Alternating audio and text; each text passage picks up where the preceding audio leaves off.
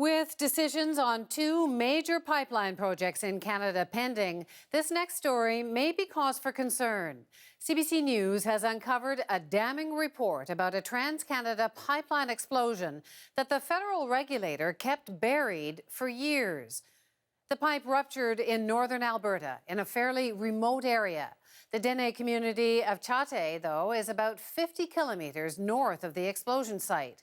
1.45 million cubic meters of natural gas spewed from the pipeline, enough to fill nearly 600 Olympic-sized pools. And the report concluded that TransCanada knew about the problems with the pipeline, but didn't do enough to prevent the explosion. Susan Bonner has more. Late January, southern Manitoba. A TransCanada pipeline explodes and the debate about public safety flares again. The company and regulators promise investigations and answers. But CBC News has learned of another TransCanada pipeline explosion where answers were promised and effectively buried for 3 years. It happened in northern Alberta in 2009.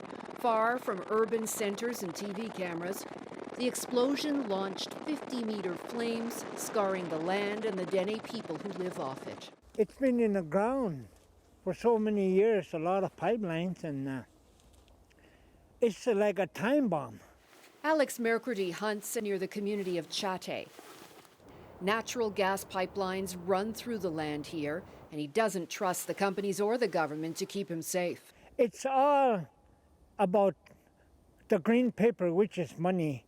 The federal regulator, the National Energy Board, produced a damning report on the 2009 explosion, finding TransCanada at fault.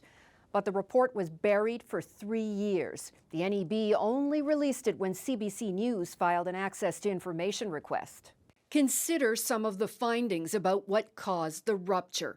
Inadequate field investigation, inadequate inspection, and this. External corrosion has become the predominant failure mechanism, causing 16 leaks and 6 ruptures.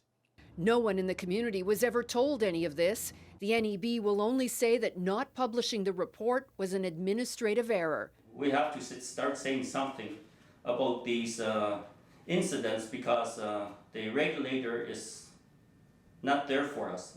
It certainly seems fishy. Certainly if the report came out, it would have been risen to immediate public attention. Images like this and this create concern about pipeline safety in this country. Finding out the government regulator buried a frightening report may only add to the fear factor.